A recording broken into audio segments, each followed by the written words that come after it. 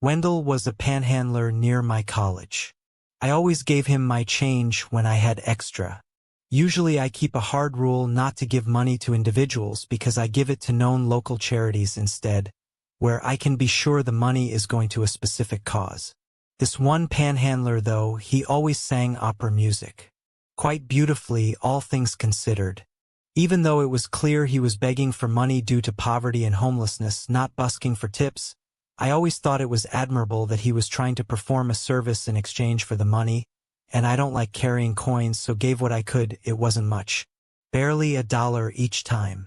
I would occasionally strike up conversations with Wendell even if I didn't have any money for him. He liked to make students laugh with funny impressions or jokes. He was a bit older.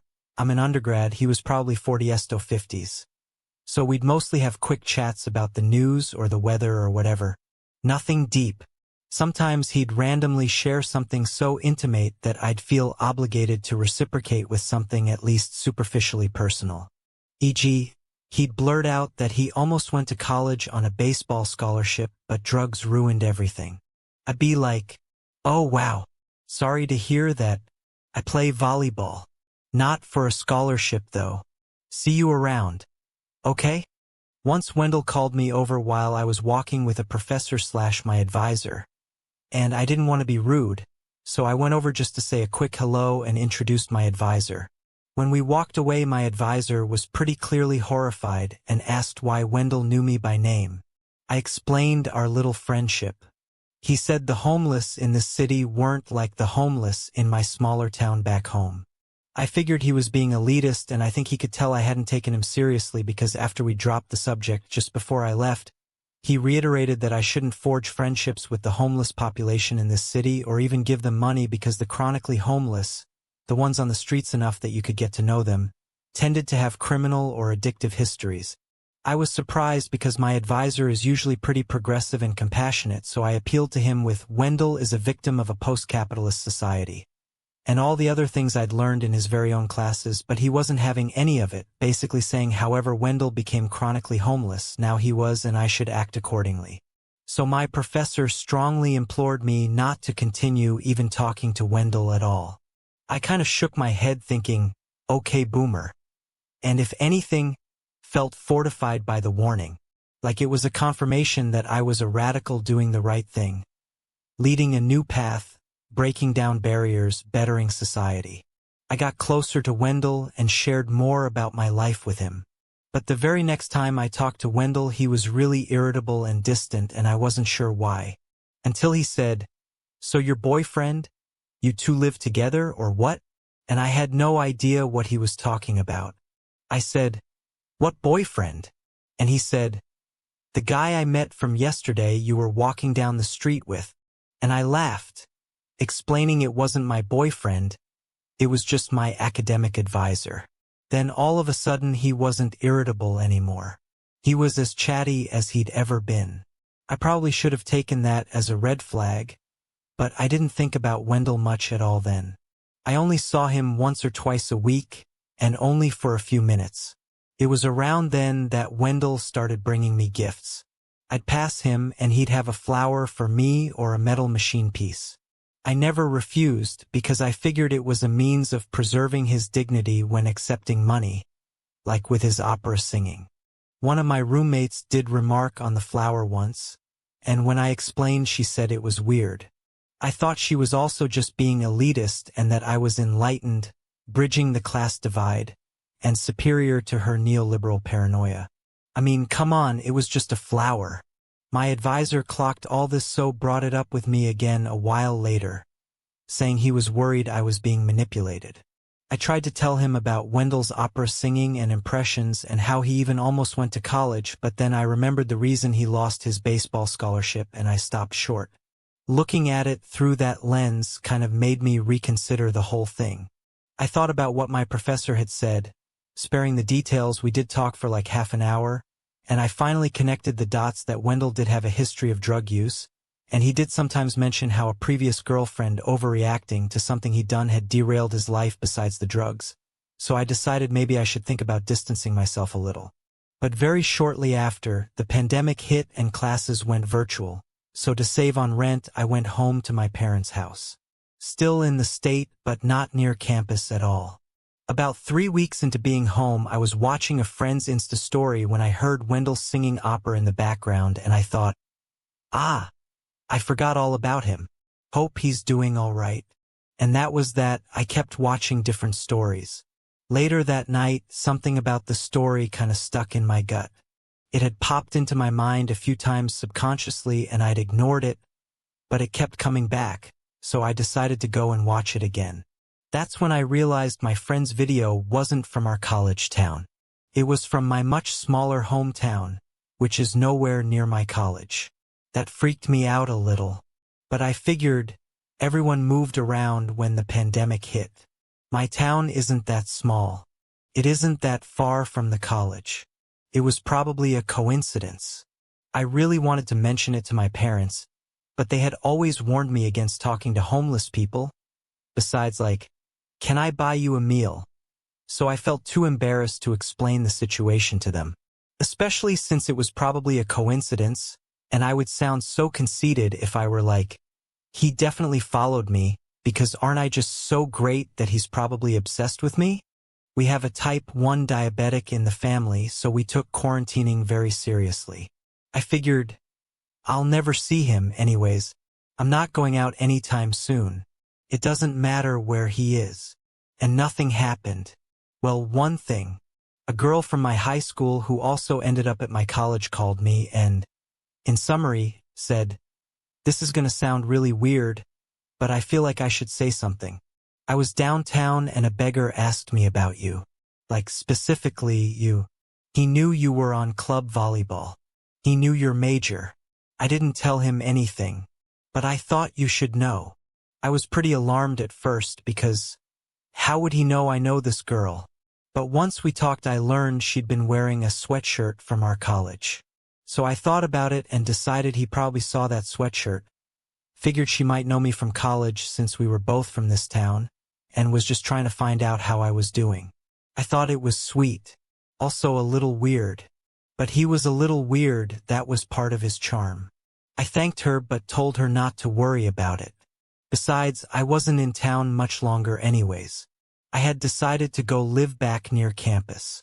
It was impossible to get my coursework done with my whole family around all day. So I went back to campus a while later.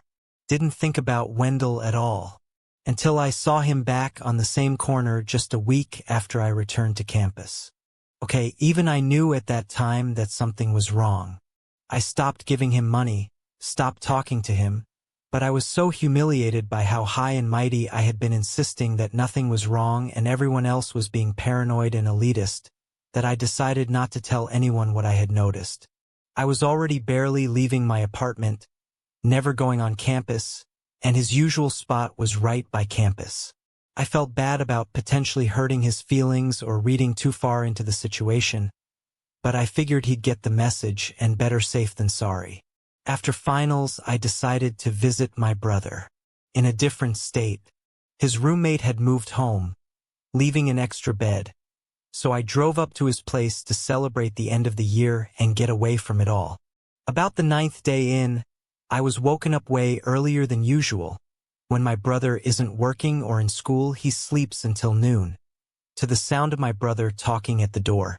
I got up to see what was going on. Because we weren't seeing anyone, we stayed totally quarantined. His state was being hit hard. My brother was talking nicely to someone outside through a crack in the door, but when he turned he looked royally pissed at me. He turned back outside and said, "Hold on here," closed the door, despite the other guy protesting, but I couldn't hear what he said exactly. My brother immediately got in my face and, whisper yelling, said, "Mom and Dad are gonna kill you."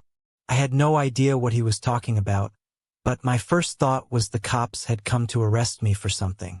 It was the only logical thought I could generate first thing in the morning. The only thing I could imagine being arrested for was my fake ID, which I only even used to get into concerts and obviously none lately, so I was really in shock. But my brother was still going. As best I can remember, because I was panicked at this point, he was saying, "And I'm gonna kill you. This is so not cool." You didn't even ask? I wouldn't have said yes anyways. But you didn't even think to ask. I realized that didn't align with being arrested, so finally I was like, "What are you talking about?" And he said, "You're dating a 40-year-old guy? Older? 45 maybe? Of all the people out there, I mean, Jesus. Dad's gonna kill you and then have a heart attack and die. Which will kill Mom. And you invited him to my house while we're supposed to be social distanced? You two can go to a hotel because he isn't coming in here. I wasn't a dick to him out of respect for you. But if he doesn't leave now, that's gonna change." So, I had no idea what he was talking about. None. I hadn't connected any of the pieces yet. Because you've got to remember, Wendell was such a small part of my life until this point. I almost never saw him or thought about him. My whole world had been turned upside down by a pandemic in the preceding few months. He was background noise. Faint background noise. Compared to all the other stuff I had going on. So I just said the first thing that came to mind. "Dude, I don't know why you're getting so mad at me. I don't have a boyfriend. I don't know what you're talking about. Someone's got the wrong house." My brother looked like he was ready to rip my face off. He said, "We're adults. Come on, don't fucking lie to me. I'm not Mom and Dad.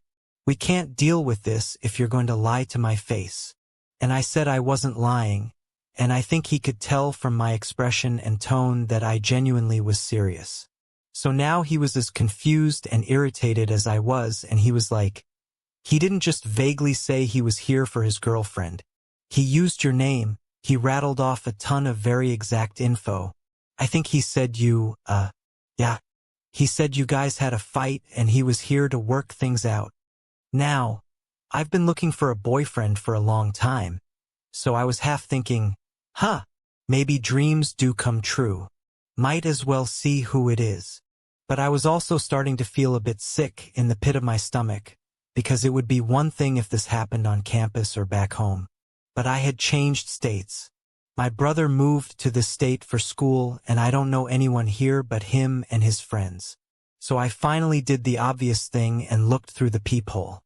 I almost didn't recognize him at first because he had showered, shaved, and changed into clean clothes, for the first time since I'd known him. But sure as shit, it was Wendell standing on my brother's doorstep, hundreds of miles from his original corner. I was so scared I couldn't speak. My heart was pounding like I was slipping under deep water with my legs tied. I just backed away from the door and sat down on the couch and tried to collect myself. My brother thought this was my affirming that there really was some secret older boyfriend who had just made himself known.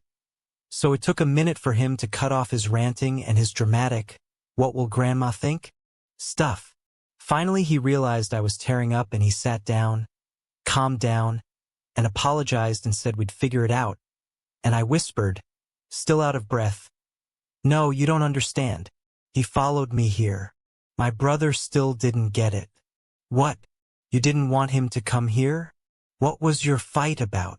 he asked, still thinking the guy was my boyfriend. I managed to repress my panic enough to explain the broad strokes to him. But I don't think he fully grasped how creepy it was in the moment, because he was like, "You're shitting me.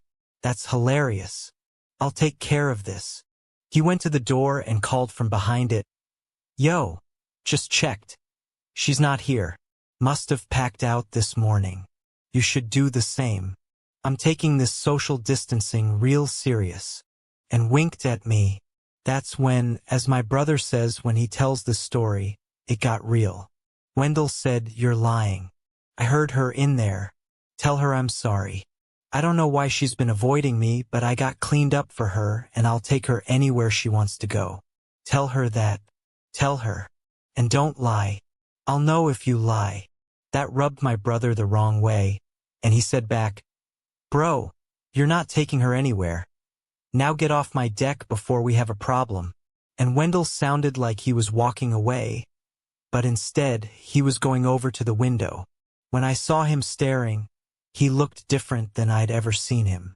Even than a few seconds earlier when I'd glanced through the peephole.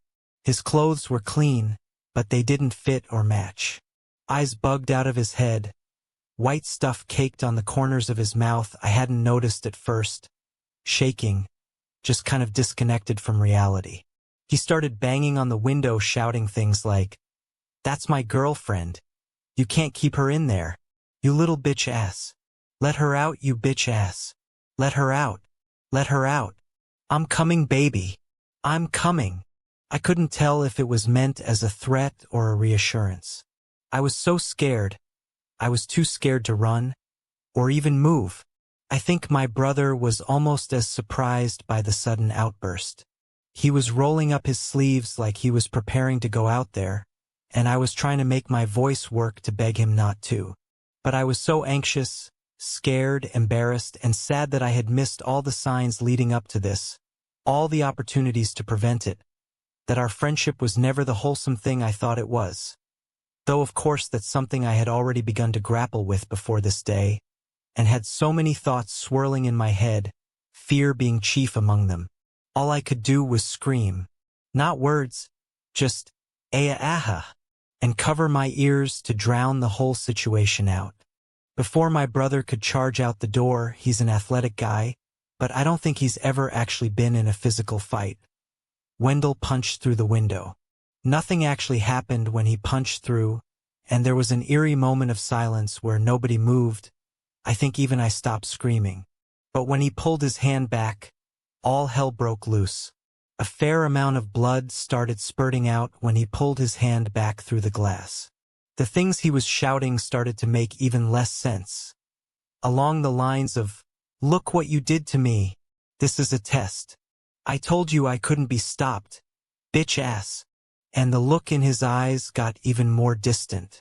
I think the sight of the blood, which has always made my brother really squeamish, made him realize this was real, and he finally yelled, "Damn it, sis, call 911, while he leaned against the door which Wendell was now repeatedly running into, even though he was nowhere close to breaking it down.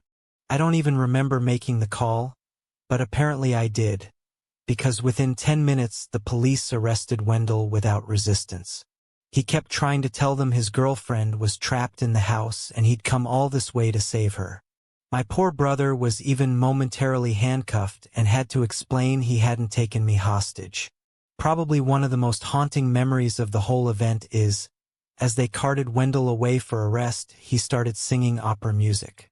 I've learned a lot of important common sense and life lessons from this saga. But most of all, Wendell, let's not meet.